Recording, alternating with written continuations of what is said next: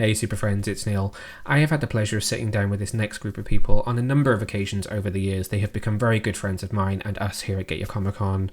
We have covered all of their work from Snow the Dawn to The Eventide to Odyssey, which is about to get a very exciting new chapter as part of a new book called The Lone Tales.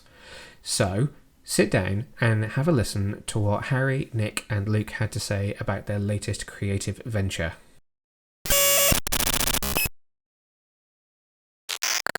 It's been a while since I think we had all four of us sat round the table to discuss one of your many projects.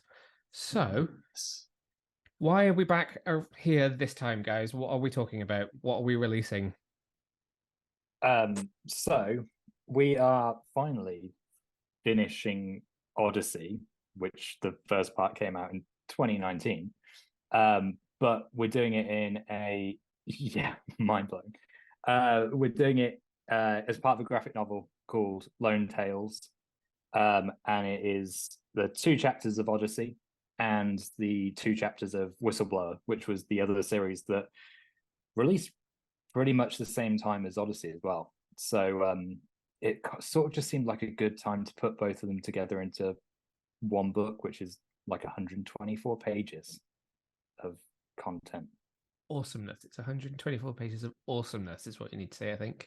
I can't believe that's the tagline. I can't believe it's been 4 years. So I just looked up my review of Odyssey to see exactly when it was, and I published it on the 1st of November 2019, which I find baffling. So, which immediately kind of made me want to ask the question of why the wait for chapter 2? Kind of a multitude of things. So COVID. I mean, there was a pandemic, obviously. Yeah, COVID. Yeah, that small thing happened, Yeah. And I think we didn't want to release it as, because Whistleblower started on Tapas, and so it was like a page a week, and we kind of stuck with that formula through the pandemic, like because Whistleblower was done.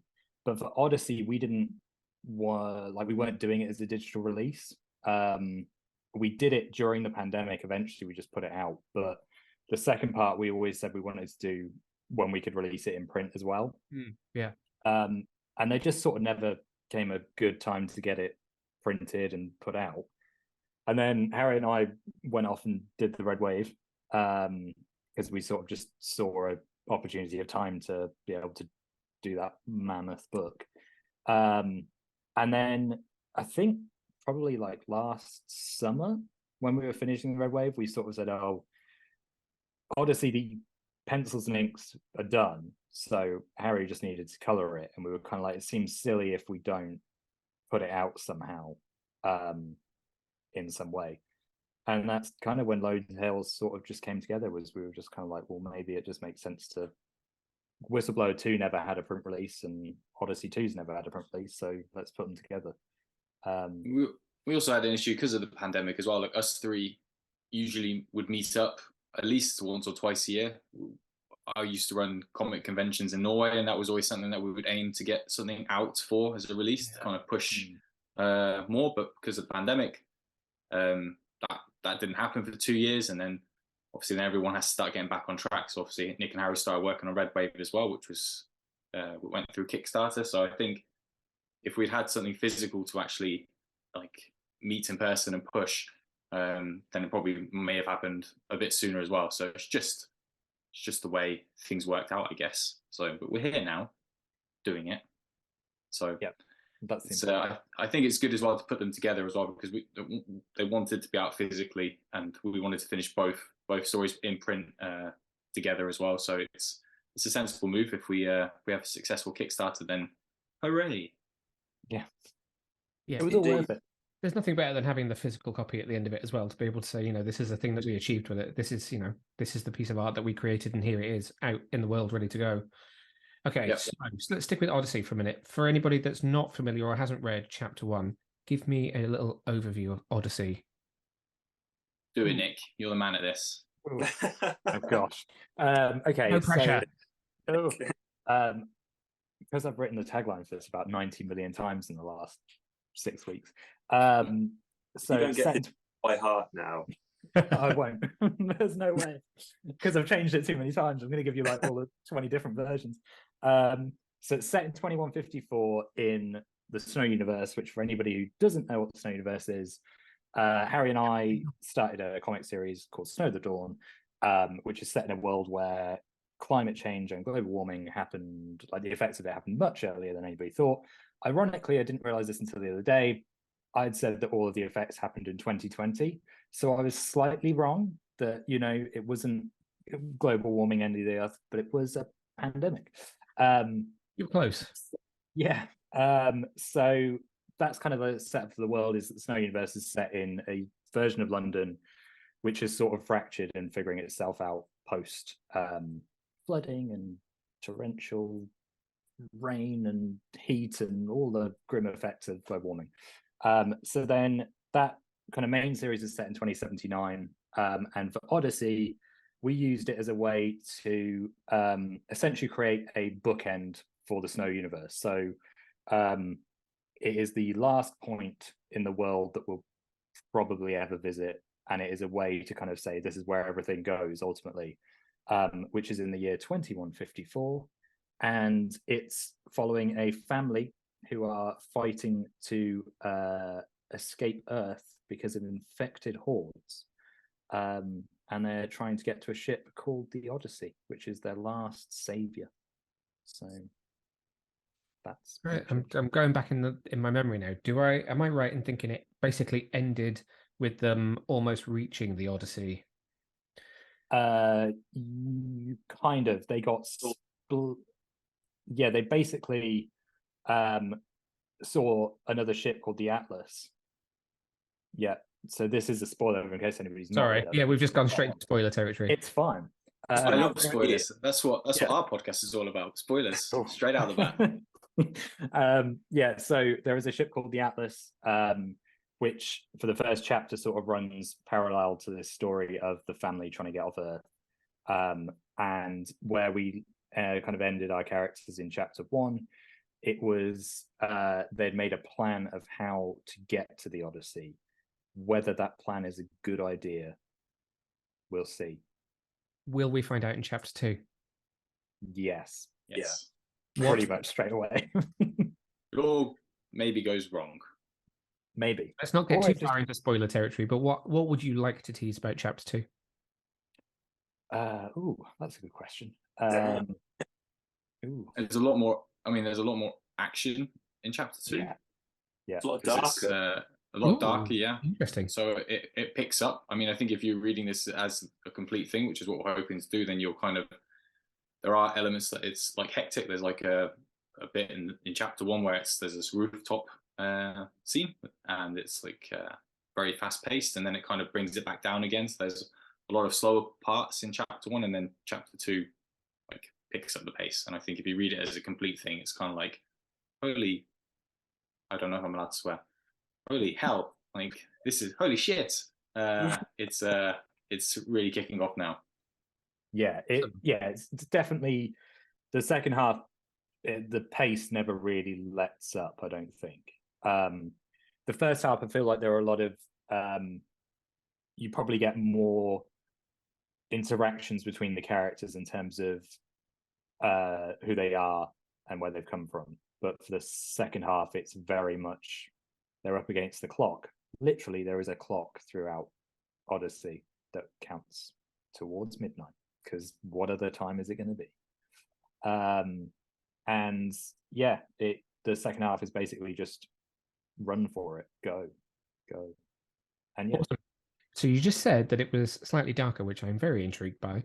So I'm going to throw to you, Harry, and say, does that alter any of the visual style in chapter 2 compared to chapter 1? Is it darker?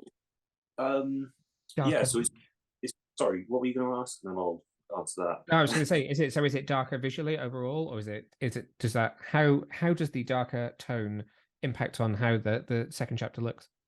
So the first chapter, basically all of this was drawn a long time ago. So I inked everything way back when. We added a couple of additional pages, but that was only a couple of months after I'd finished the bulk of everything. So I hadn't actually done anything with the pages for a long time. So when I've gone back to them, I'm basically colouring them post doing the red waves. It's a bit of a different. I think I'm more familiar with the digital coloring side of things. So I might be wrong, but Odyssey was the first thing I colored digitally, right? Nick? Yeah, it was because you were practicing it when you were here. Like, yes, there you go. So I've done a bit of work in between since then, so I think it's more refined. But as far as being darker, the first issue is sort of moving into the evening. So it starts at like sunset and it turns to nightfall, and at the end of the comic, at the end of the first half, it's basically it's all fire and explosions, but it's night setting in. So the second half visually is a lot darker because it's all at night. But I think the tone is a little darker, wouldn't you say, Nick, for like narrative wise? So like it's impacted in that, like, obviously I've had to draw darker things, but like it's a much it's much moodier compared to the first half, like, for sure. And there's a lot of rain. It's not a miserable read, but it's very, like, the first half's quite sci-fi. It's quite punchy, and there's you're getting a lot of the stuff with the soldiers and the tents. There's a lot of like green and red light and stuff I put there. The second half is equally sci-fi, but more. Oh, I don't know. You know how Blade Runner's miserable, but sci-fi. It's got like the color palette is very drab comparably, but for the most part at least. So it's got like a Zack Snyder. Yeah. I think we should promote it as a miserable sci-fi. There's your quote right there. I think as well, like, narratively, because for anybody who might not have heard of Odyssey before this, so Luke and I, the way we wrote it was that we basically wrote 4 pages each, and tied that all together into a narrative. Just to cut it, like you're saying, the comic is 8 pages in total. Yeah, it is. That's it. It's really punchy. It's like the punchiest thing you've ever read. It's a quick miserable sci-fi. It's done. So because we divvied up the way that we were writing it, the first chapter, it's sort of our split was a little bit easier in terms of Luke was sort of following the family, I was sort of following the events of the Atlas. And then when we go into the second chapter, Luke and I kind of just tackle what their kind of stakes are. I think that's probably why it becomes more dreary, is that it's kind of peril for the family. In that, you know, at the end of the first chapter, they're sort of like, we've got this plan, and what comes next is not ideal. Put it that way. There's a tagline. Not ideal. We've got so many good taglines now, guys. It's worth doing this just to get the taglines. Yeah, on it.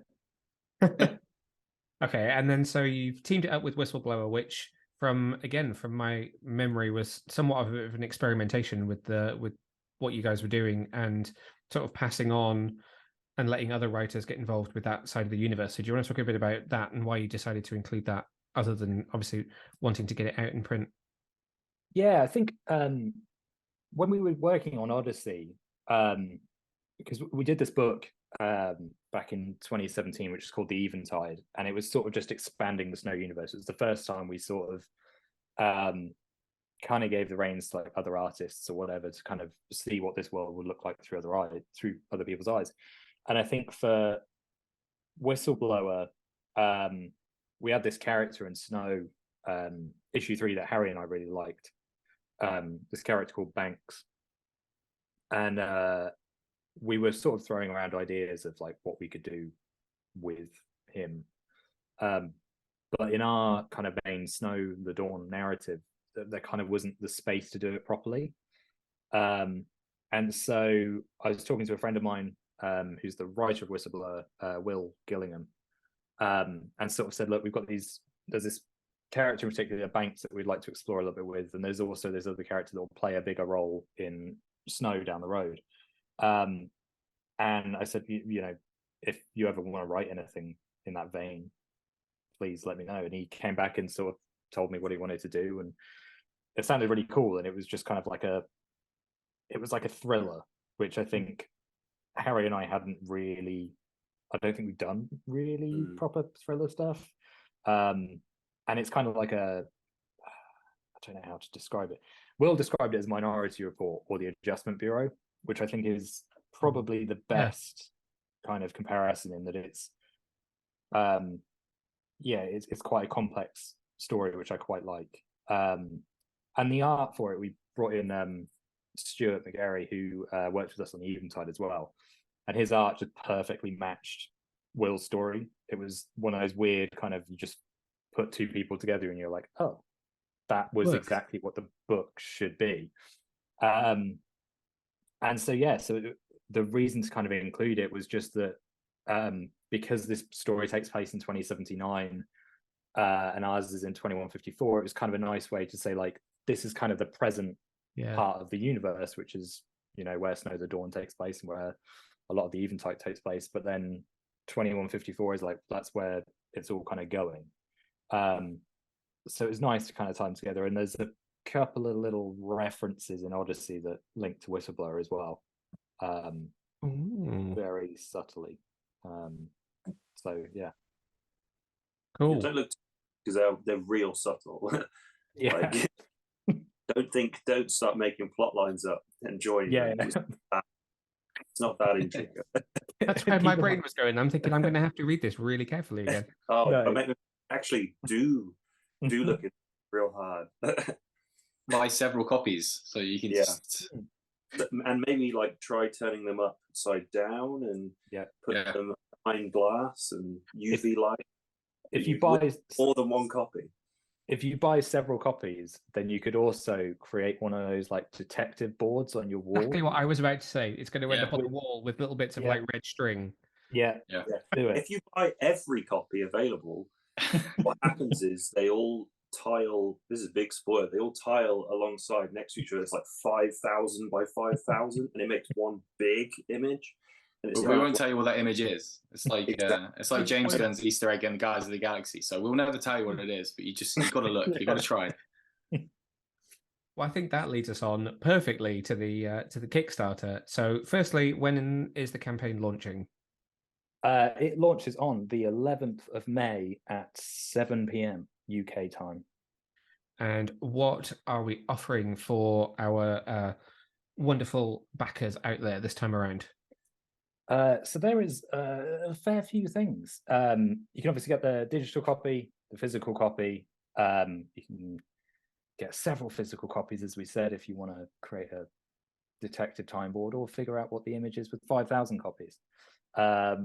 It's there. 5,000. So okay, so that's 250,000 copies. Fine. How much is that one? I might bid on that one. You just got to buy single. Yeah, just singles. There's no tier. So yes, you can do that. And then we've got 2 book plates. So because our cover is kind of designed to look a little bit kind of like a grindhouse sci-fi front cover poster thing, we did 2 separate images. So one represents Odyssey and one represents Whistleblower. And we tweaked the design a little bit for the cover, but part of it was just the one that we had originally we really liked as like a book plate. Like, it looks perfect as this book plate. So yes, there's 2 book plates on offer. There's retailer incentives. There is a tier called the Headshot, where if you've seen any of our social media, you've probably seen our faces as zombies. And you can get your face as a zombie in a digital custom sketch. It's for profile pictures. It's for LinkedIn pictures if you want to really pull in your employers, or Christmas cards, dating profiles. It's all there. So you can get the Headshot. And I think that's it. Oh, also, for anybody who read the Red Wave, we're going to do the Red Wave, the director's cut, which is a monochrome version of the Red Wave issue 1, with some back matter will be like concept art and Nice. things you throw in. So that's an add-on. So, and it looks cool in black and white. It's I bet And it old does.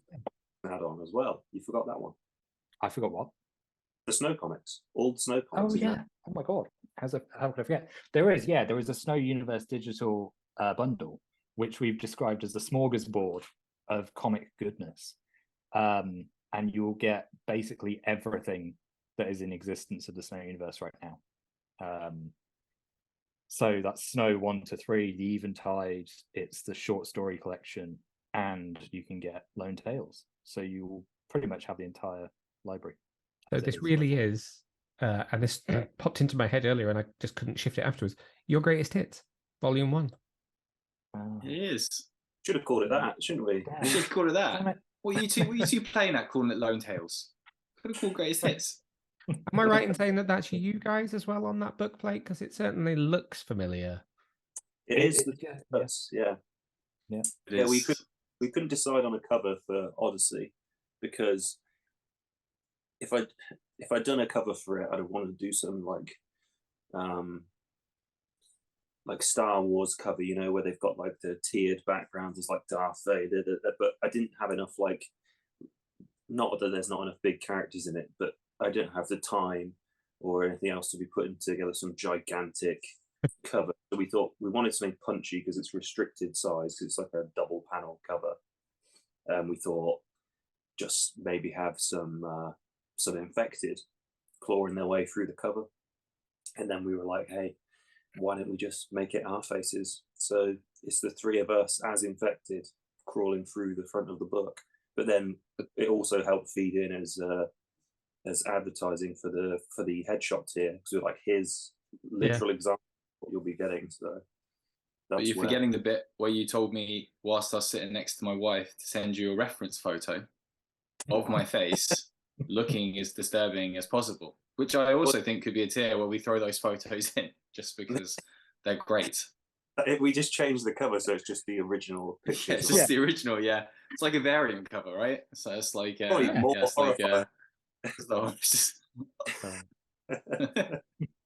I do love the cover. I got the whole Grindhouse kind of double bill vibe straight away. That was awesome. The first thing I thought when I saw it. Perfect. Really love that font as well. The font on Lone Tales is beautiful. With the drop shadow. Yeah. Oh, I know. Yeah, sorry. I didn't know really who to credit, to be honest, because it's not. I've not created that font. Take the win, Harry. Perfect. Take it. Yeah. Take the win. Good job for creating that font. Yeah. Do you want to just wrap it up by reminding us when the Kickstarter goes live? Sure. So the Kickstarter will go up on the 11th of May at 7 p.m. UK time.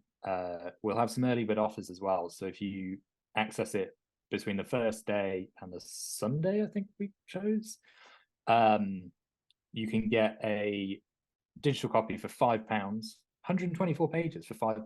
We're mad. Rather than £8, and you could get a physical copy for £10, which is also pretty mad. That's down from 15. So yeah, and with the physical you get digital as well, just like to point out. If you're buying 250,000 copies, that's time to do it. Yeah, exactly. If you buy 250,000 copies of the physical, you've also got to pay for the digital. Correct.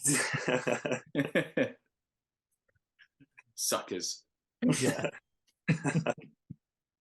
Well, guys, thank you very much. It's always a pleasure to sit down and talk about whatever it is that you are working on. You are always welcome on however anybody is watching this, be it YouTube or listening to an episode of the podcast. Thank you very much, and best of luck with Lone Tales. Thank you very much. Thank you so much. Thanks again to the guys for sitting down to chat with me again. It really, I cannot even begin to express how amazing it is to have gotten to know these guys over the years, to have watched them grow, and to have seen and helped them to promote each of their projects. Please do go check out the Kickstarter and enjoy Lone Tales when you can get your hands on a copy, and I'll see you next time. Thanks for watching, Super Friends. If you enjoyed this video, then make sure to hit the subscribe button just down below and hit the bell so that you can get notified whenever we release brand new videos. In fact, there's 2 more waiting for you to watch right here below. So what are you waiting for? why not click play?